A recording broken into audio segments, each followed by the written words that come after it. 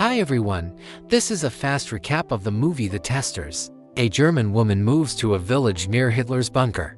She is selected for a secret mission. Every day she must eat the Führer's food to ensure it isn't poisoned. The film, partially based on true events, begins in November 1943 in Prussia. A German girl, Rosa, arrives in the small village of Pars, where her husband Roger's parents live. The girl's mother died in the bombing of Berlin, and her house was destroyed. The mother-in-law sets up her daughter-in-law in her son's room, who is currently fighting somewhere in the vastness of the Soviet Union. Over dinner, the guests inquire why the Reich soldiers fenced off the local forest. The father-in-law explains that Hitler's headquarters, a fortified bunker called the Wolf's Lair, is located there. The hosts also explain that, due to the lack of men who have gone to the front, the girl who worked as a secretary will now have to work with her hands. Hard physical labor outdoors brutalizes a person. However, in the morning, soldiers come to the house to politely invite Rosa into a government-issued black room without explaining why. Minus one other young woman are already languishing in the back. They are taken to a Wehrmacht-occupied building, where they are invited one by one for a medical examination. They even have their blood tested. After these procedures, the women are invited to a set table, where they are insistently offered lunch. Given the food shortages during wartime, they don't need any persuasion. The girls attack the food with a voracious appetite, despite the officer's supervision. Afterwards, they are told to wait an hour to see if they have been poisoned. This is the cook's way of testing the suitability of the Führer's dinner.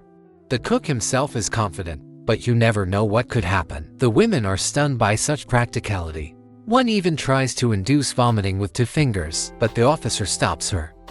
The frightened guests wait for the fateful hour to pass. After confirming that the test subjects are all right, the cook calls the bunker to have Hitler's lunch served. The girls are sent home over dinner. Rosa tells her mother-in-law that she has been chosen to work as a taster for the Führer himself, with a salary of 200 marks.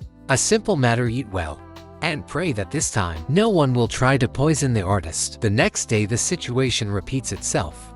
Struggling with the fear of death, the chosen ladies diligently eat everything. During the break between lunch and dinner, the women rest in the courtyard. There Rosa meets Leni, a young woman who tells her about the others.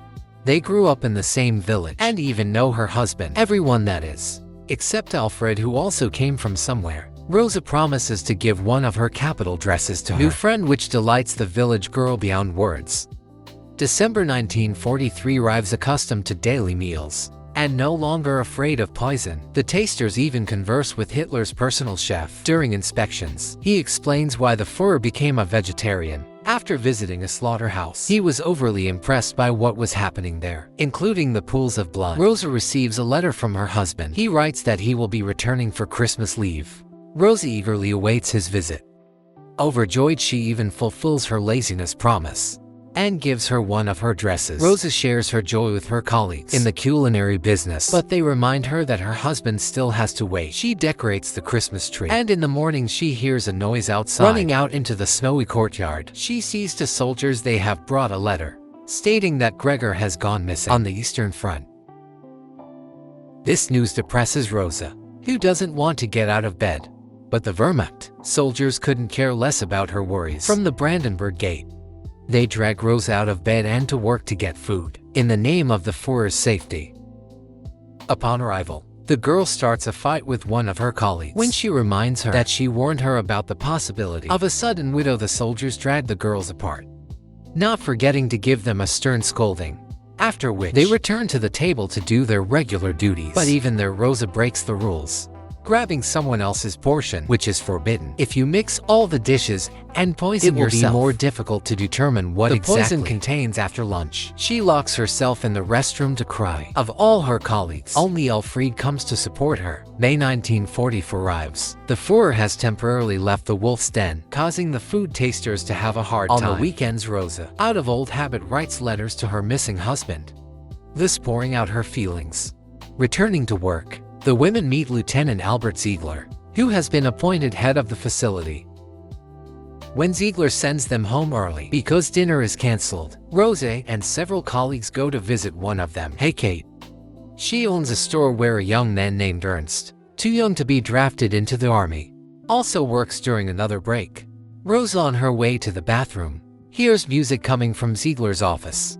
She approaches to listen, which is why the officer catches her. The woman confesses that before the war, she sang in a choir in the capital before moving here to her homeland to be with her husband was lost at the front. That evening after doing chores, Rosa is lying in bed when she notices the glow of a flashlight outside. Looking out, she sees German officer Ziegler beneath the window. Without waiting for an answer, he leaves during another meal. Heike has lost her appetite due to poor health. Nevertheless, she is forced to eat. Lieutenant Ziegler personally holds the spoon. That evening, Rosa sees a light in the window again. The officer has come to her house again. Realizing these visits are no accident, she stares at him as she passes his office. She carefully prepares for the officer's next visit, dressing in her best clothes. When he signals with his flashlight, she responds with a lamplight, then sneaks outside. Ziegler pounces on her with kisses, and she responds. They retreat to the barn to do something that would make German cinema famous worldwide decades later. At dinner, Rosa and the others notice that Heike is nauseous. Barely finished eating, she asks to go to the toilet. A soldier escorts her out, but reminds her that the food must remain inside. That evening, the woman confesses that she is pregnant by turns, and this is a rather piquing situation. Considering that her husband is away at war, she will have to somehow explain the situation. When he returns, Alfred admits that she can perform an abortion with improvised means. She was a nurse before the war. Another issue is that abortion is punishable by death. In the country, the Führer needs loyal soldiers. Rosa spends nights with Ziegler, gradually growing closer to him. However, when her mother-in-law says she saw her son in a dream, she is tormented by guilt over such infidelity, especially since her lover is also married. During another break, Alfred says he has set a time for the operation. Rosa and Lenny come to offer moral support. Fortunately, everything goes well. Rosa gradually grows closer to Alfred, especially during a nature excursion, while young Lenny splashes in the local river. After another lunch, Rosa suddenly becomes ill. She vomits right there in the room, followed by two other girls vomiting up what they had eaten. Since everyone had a different menu, those who weren't poisoned are sent to another room. The cook calls headquarters to cancel Hitler's lunch. The soldiers transport the abandoned women to the infirmary to see how it all ends. After resting on their beds, all three come to their senses and return to the dining hall. There they continue their work, testing new dishes, hastily prepared to replace the ruined meal. The frightened women refuse to eat, so the soldiers resort to persuasive measures, threatening the machine guns to get them to comply. Rose is forced to obey first. During a smoke break discussing what happened, Rose asks a rhetorical question. When will this all end? Alfred confides in her that the German troops, having suffered a severe beating from the Red Army, are in a furious retreat, but in Germany, the authorities are keeping this under wraps, so as not to undermine national morale. The lieutenant summons Rose to his office. He says he was worried about her, but there was nothing he could do. If he had broken up their relationship, things would only have gotten worse. Although this explanation doesn't comfort the girl much. She meets him that night anyway. Ziegler tells her that the poisoning wasn't caused by poison, but by tainted honey that got into the dessert. It's July 1944. In their free time, Rosa and Alfred enjoy swimming in the river and having heartfelt conversations afterwards. Meanwhile, his secret affair with Ziegler reveals the officer's terrible secret. One day he wakes from a nightmare. He dreamed that he was working in a concentration camp again and was forced to shoot his mistress. Rosa suddenly realizes that Ziegler had done very terrible things, killing prisoners including women and children.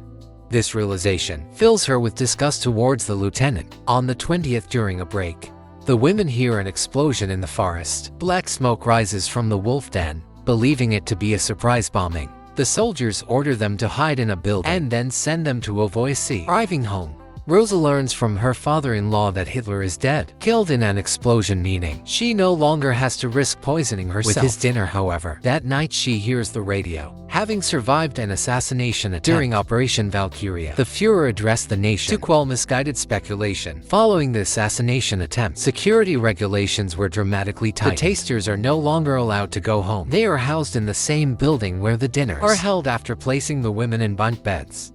Ziegler, frustrated, goes out for a smoke, realizing that he can't just drag Rose out on a date anymore during the day.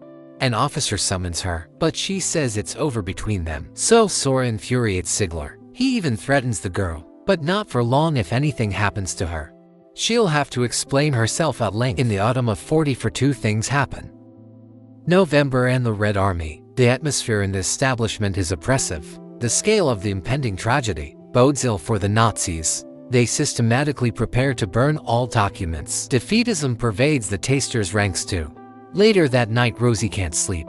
She goes into the hallway where Elfriede is smoking. Her friend confides that besides the legal abortion, she has another guilty pleasure. In fact, she's Edna, a Jewish woman who narrowly escaped deportation to a concentration camp. With the end inextricably approaching, Hitler makes a wolf's den of his own.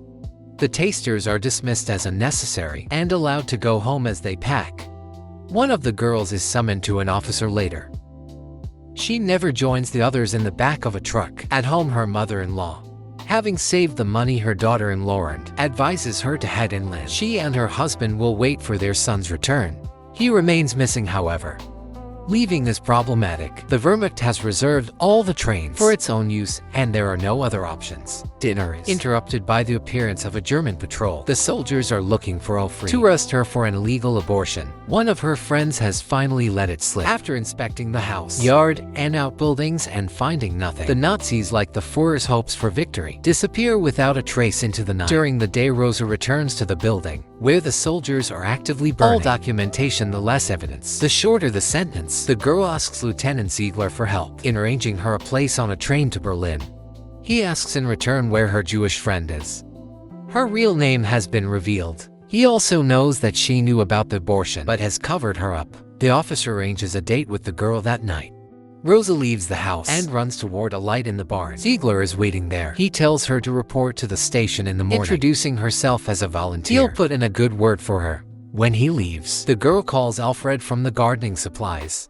Like in a meme with Ganz Landa, Rosa is harboring enemies of the Reich. She suggests to her friend that they leave together. In the morning at dawn, the father-in-law drives the girls to the Telegina station. Rosa brazenly tells the officer at the assignment that they are volunteers arranged by Ziegler. Having reached the right train car, they see a doctor whom Elfriede begins to assist. After all, she is a nurse. Rosa notices Ziegler through the window. He has come to catch the fugitive. The girl grabs her friend and runs for the other exit, but the officer pursues them and tells Elfriede to stop. Rosa shields her friend with her body, but when she tries to escape, the lieutenant kills her with a well-aimed shot.